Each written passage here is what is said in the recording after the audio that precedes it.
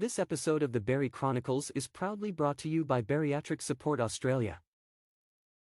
Hi everybody, I'm Tash. And I'm Damo. And we are so excited to bring you this week's episode of The Barry Chronicles. Damo. This week we thought that we would talk about a subject that is very close to both of our hearts. Very. Every year. Christmas. Christmas. I love Christmas. The whole Christmas season. Yes. Very, very great childhood memories. Yeah. But also, it's changed a lot for me over the years. Yes. And not in a bad way, particularly. No. Look, I feel like we probably do need to say here that this week on the Barry Chronicles, we may need a trigger warning for this episode because we fully intend to be ourselves brutally honest about this particular topic. And we know full well that family get-togethers, that this time of year can be such a triggering time of the year for so many people. So if it is a triggering time for you, if you are struggling, if you are feeling alone, or if you need help or emotional support in any way, we're going to pop the links into the description of this podcast for places that you can reach out and get help, because Christmas, holidays, etc. can be an isolating time, and we don't want anybody to be feeling alone. So that is that part done from us. And on an interesting note, Tash. Yeah. Did you know that there is a website called someone.health? And on that, they do bulk build psychological appointments. So I did know that. And for those of our listeners who are in Australia, you will understand what a bulk build appointment is, and that is when you are able to access an appointment at no cost to you. So if you need that kind of psychological support, or if you're looking for that type of thing, then you can go to your GP.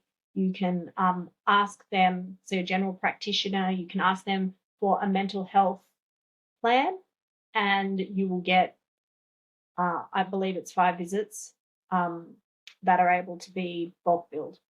Yeah, I think it's amazing. Yeah, and just looking on their site, because I actually did 1,950 sessions this week. Yeah, incredible. We are not sponsored by them at all. We just love what they do and what they're doing for the community. So if that's something that you need, reach out to them. Anyway, on to Christmas. And the whole Christmas season. I always think of the Grinch whenever I say that. I love the Grinch. Yes. There was a reason that his heart was 2 sizes too small. Maybe he grew up with an extended family like we did. Bah humbug, indeed. Christmas, since I've been married, we have, and particularly since we moved to Geelong, we have really created our own version of what Christmas is, our own traditions, very much pared down from what I grew up with a very different focus. So we grew up with Christmas, any get-together time, the focus was always on, I believe. And that's where the focus stayed. Yeah. It was on the food. Yeah. So the focus was on the food. The food was the star, not the people, and I no longer have those particular values. It was really challenging growing up with that type of energy and emphasis being put on the dishes that were going to be eaten. And a lot of really screwed up emotional things went on in the background that we all just put aside because of the food. So isn't it funny how we can put our own well-being to the side to what we would have said was celebrating a day with our loved ones. But when you're not being loved, they're not loved one. 100%. And we would put all our feelings, that all the hurts, all the frustrations, all the anxiety, all the everythings would be put to the side for this one day of celebrating food, because that's all it was. It's a really strange thing when you've stepped away from it for a long period of time, which obviously we did when we moved to Geelong years ago, 13 years ago actually. We very much stepped back and away from that type of celebration. Christmas became a much more peaceful, peace-filled celebration. But what I will say, though, is that in the years prior to my bariatric surgery, unfortunately, I feel that I probably did perpetuate some of those same values and beliefs. And I made what should be a day to celebrate being with those that you love about the food. Because not that there's anything wrong with celebrating food. No. There's nothing wrong with it. If you love cooking till you drop and you want to celebrate that way, you go for that. I think awesome. The reality is that pretty much every culture has food as part of a celebration. Yeah, and that's normal. Great, normal. That's not what we're getting at. No. Here. It's the other things that come along with that celebration. Yeah.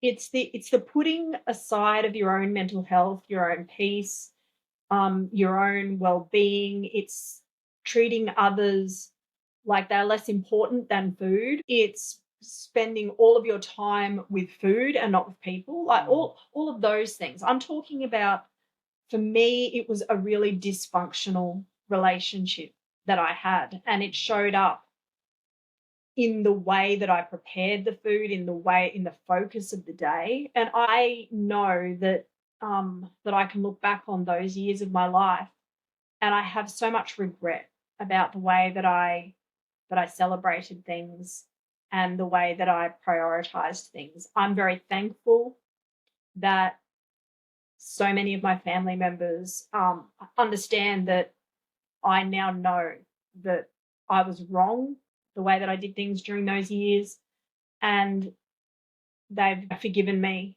for that. But it takes being responsible, accepting responsibility for the dysfunction that I perpetuated. I grew up with it, but that doesn't excuse it, because when we become an adult, we make choices, and I definitely made choices, and I'm so thankful that I don't celebrate that way anymore. One of the things that Damo and I have talked about many times is looking up from the plate, looking up from that plate and seeing the people that are there. And for a long time, I didn't do that. The food, it was the focus. So, I think to really understand, what we went through, but also what our listeners go through, it's hard to sort of put yourself in that position. But I think one of the sort of the unwritten rules, there's unwritten rules at most family get-togethers. Well, there certainly was at ours. Yeah, 100%. One of those unwritten rules for something like Christmas was that if you weren't family, you didn't get invited. That was definitely a rule. And I really didn't sort of come to understand that until I was married and had my first Christmas with my wife's family, who valued people, and the dishes. A shout out to the Man Clan. Yeah, we love you guys. The dishes weren't Thank you. all uniform, and it wasn't researched as to what would go with what and how it would all fit together, and even the table settings and place settings. It wasn't that. And I mean, I guess when I got married, I suddenly had an extra 12 Lots of nieces and people. nephews, and all the craziness that goes along with that. And it was the first year. It was really overwhelming for me. I felt really out of place, really uncomfortable. But as the years progressed, it became fun. You're always sort of wondering who was going to say the wrong thing or who was going to end up in an argument. And even that was sort of just laughed at, celebrated. It is what it is. Even that is different to what we grew up with, or the dynamic that we grew up with around celebrations, because there was always people that we knew we weren't to upset. We knew that we were not to do that. We knew that we were to, not say anything, to rock the boat. And there was always just this undercurrent of anxiety that fueled the food orgy that happened. And I think that probably everyone felt the same way, or at least a version of it. But I think we needed that massive food orgy. It was like a huge comfort eating after we had all this anxiety leading up to Christmas Day, and who was going to come, who wasn't going to come, who's going to have a tantrum this year, and all this stuff going on, that we needed all that food. Will Dada be there or won't they be there? Will someone have said something or won't they have said something? Will the elderly people in the family end up being heartbroken? Like all of these emotions all the time. And yeah, exactly right, Dame. I reckon that you're right. Like the food orgy had to happen. And then afterwards, we all, like, everyone's just food comaing. And because I believe even the people on the other side of it that we were worrying about, they were feeling the same way. Oh, yeah. That's what I meant when I said everybody, everyone. And I think it's important to be able to acknowledge that. Like I for a long time, I thought the way we did it was the right way, and everything else was wrong. Kim loved and loves our family Christmases, and she's got along with my whole family. She's just one of those people that, even if someone is annoyed with her, she probably doesn't even realise it. She's Kim, and she does what she does. And I admire that, because she can walk into a situation where I'm sitting there going, oh my God, I can cut this tension with a knife. Yeah. We're feeling all the tensions, and Kim walks in and says, "Who wants cake and coffee?" And Kim has that. My Steve is very, very similar. He'll just make some joke, and the rest of us will be going, and he'll just be going, ha, ha, ha, ha, in the corner, and we're like, oh God. Yeah. So, yeah, as our families grew and evolved, I'm so thankful for the people that have come into our lives that caused us to look up from our plates. I'm so thankful for the surgery that came along that caused us to look up from our plates and realize that it's okay to change. And it's actually really good to challenge the beliefs that we've had and think, you know what, is this still serving me today? Is this still how I want to do Christmas? Like, what happened about the whole Christmas topic when you guys moved to Geelong? It was funny because obviously Mum came with us, and our younger sister and her family, they came as well. I think I was ready for that change. I was ready to just, let's change everything. We've moved, new state, new city, new life. Let's make some new traditions. And our first Christmas, we actually left the house in the morning and went and had Christmas down at the beach. Now, other people will look at that and go, well, yeah, that's what we do every year, but that's not what we did every year. Christmas was set out almost to a timesheet for the whole day. And there was stuff that was to a timesheet because, the potatoes had to go on at a certain time. The meat had to go on at a certain time. Everything had to be done by a certain time. And there was a Because if it roster. wasn't, then old mate might get upset. Yeah, blah, someone blah, would blah, get blah, upset. blah. And we come down here, and Tash and I have been talking, and we decided, well, yeah, let's go to the beach for breakfast. And we did. And everyone loved it. It was just completely different, completely out of the norm. And everyone loved it. And this year we're having one of my nephew's best mates and his partner are coming to Christmas. The whole family, they love this young man and his partner. They're awesome. And, we can't wait to have them. But what we have slowly come to realize is that as we take our eyes off the plate and fix our eyes to those we love, we can actually celebrate. But what we're also not feeling forced to do is to have people at our table that we don't want there. And it's not that, we would push anyone out. It's just that we choose our mental health and our family's happiness. That's what we did by moving down to Geelong from the Sunshine Coast. I still have people, we've been down here for nearly 2 years, for over 2 years. And we still have people say, why would you move from the Sunshine Coast down here to Geelong? But why wouldn't you? Why wouldn't you?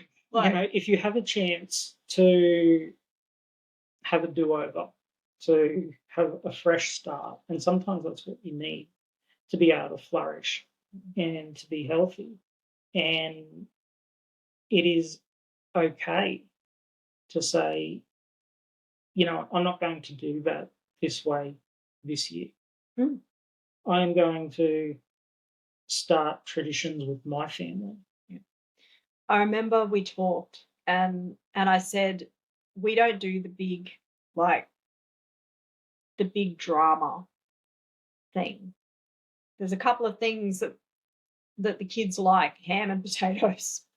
Hermione likes her That's kind of it. Sweet potato with the toasted marshmallows on top of it. There's a couple of things that the kids all go, I like that. For me, I like it. And that's okay. Yeah. But we only have to make a small portion of it. We don't have to make enough to feed the whole street, but not be generous enough to give it out to the whole street. We can just make a little bit. So we had this talk, and I said, I don't want anyone in the kitchen cooking all day long. It's not about that. It's about being present for each other, enjoying the fact that we get to spend time together, looking away from the plate. It will never be 100% solely about the food for me again. Not that there's anything wrong with those that enjoy and love cooking, and I do enjoy and love cooking. But what smoker, we love. That's right. Good food. We love. What we do now is we sort of have we have a cookie decorating party, and we've always had a Christmas Eve little do and stuff like that. One of Tasha's boys comes over to our house and helps make one of the desserts that we have, and that's what he does. That's his with thing. His auntie every year, and that's his thing. And he's 17 and still loves that. doing that. And that, just that, and seeing all the kids have their little things that they want to do, and like our daughter, she loves doing the iced cookies with Auntie Tash and Uncle Steve, and they make all sorts of. And Uncle Steve does the hot chocolate, and the hot chocolate song comes on from Polar Express, and there is much dancing and merriment. And it's only made once a year. Yeah, it literally is made once a year, and it is the most chocolatey thing that you will ever have. It's dumping in a cup for me, and I still have it, and I still dump. I have a family punch recipe, which my grandfather taught me. And only those who actually spent the time with him to make it actually know how to make it. Yeah. There's a recipe that my There- grandmother would give out to people, even family members. She would give out the recipe to people, but she would never actually say all the what things. was done was actually different to the recipe, so that no one ever made it exactly like Pop did. And I learned that. I learned that by standing with him and doing it, and getting a bit of a biff in the shoulder if I was doing something wrong, or if he thought I was going to do something wrong. Pop. And even now, my adult nephews will ask, "Uncle, are you making the punch this year?" And yes, he did say Munkle. He's known as Munkle to my kids. That's just what they've always Just what they call me. just And what they've that's always called him. good with me. Munkle and Kim. So it's that is. And it's those things that are really special, and it's those things that I encourage people now to put first at their family functions. For a long, long time, we prioritized that feeling, that duty, that sense of like that anxiety that used to come along with Christmas, because we felt that we had to do things a certain way in order to please people. But what I've realized now is that it is okay to kindly decline. It is okay to prioritize mental health, and it is okay to look up from the plate. And it's also okay to enjoy all of the things, all of those meals, the dishes, all of that stuff that is, I don't know, it's sort of like intrinsically woven into the tapestry of all of the memories that those kinds of times can hold. But not if those memories come along with so much anxiety that you can't separate the good from the bad. If that's the position that we find ourselves in, then it's best to just not do it anymore. Yeah, I mean, it's okay to unfuck yourself, to remove yourself. When we get to the end of the day, and if we're going, "Oh my God, thank God that's over," what a horrible day. Why are we doing this? If we get to the end of the day going, "Thank God it's over." If this is going to be your first Christmas as a bariatric person, it will be different. It will be different. It will. Whether if you're very newly post-op, it's going to feel different. It's not ruined or anything like that, but it will feel different. If you're on any of those healing phase type of journey part, it does feel different. But again, it's with purpose. And by next year, things will feel a lot different. But what I guarantee you will notice, if you're surrounded by others, is them and their joy and the things that they're enjoying. And that's when it really changed for me. Was that very first Christmas, and I realized, oh my God, I can actually look up from my plate, and these incredible humans are all here. And for years, my focus was not them. Making that change is powerful. Something you just touched on, like with, we can't eat as much after we've had weight loss surgery and all that sort of stuff. And yes, it is different when, we can't enjoy as much. What I do want to encourage you, though, if you haven't, sort of had a Christmas or a big get together or, feast since surgery, take it slowly. Because if you end up with dumping really badly from, having the sugary or whatever it is that cause it, that will also really wreck your day. That happened to me my first Christmas. So I was 6 months post-op. And I was, by that time, eating a small amount as we are. But I decided, I had purposed in my heart that I was having dessert. I decided that. And the Christmas pavlova was looking pretty good. And I thought, surely, like 1 or 2 teaspoons won't matter. I nearly shat my soul out in the afternoon. Yep. It was yuck. It was really bad. So try whatever it might be, like whatever you might be thinking of having, just have a little test run. That's my hot tip. Have a little test run. Yeah. A week like before. Let yourself recover. Have at Christmas. Have a go the week before and see how it sits. You know, I mean, you can buy tiny little pavlova buttons or shells. You know, you can buy so much in small amounts now. Just buy a small piece. Even the Cheesecake Shop has single slices now. Yeah. Like, how cool is that? Buy a small piece and try it and see how it goes, because I'll promise you it's far better to find out you're going to dump with something a week before than On the having day. something happen on the day and then you're feeling sick and miserable for the rest of the day. Yeah. That, you know, just don't do it to yourself. Yeah. I totally agree with you, Damo. Don't do that to yourself. It's yuck. It feels horrible. I thought it was going to be worth it. It wasn't. So try it out, whatever it is that you're thinking you might have. Surround yourself with people who will support you. If your family doesn't know about your surgery, or if whoever you're going to be with at Christmas doesn't know about your surgery, it is actually possible to go through that day not let on. Yeah. Providing, you know, it's not a real sit down kind of affair. If it's, you know, quite casual, you can jump up, walk around, Carry a plate of food around with you. food. Just mix it round. Yeah. You know. No one needs to know exactly what you're eating.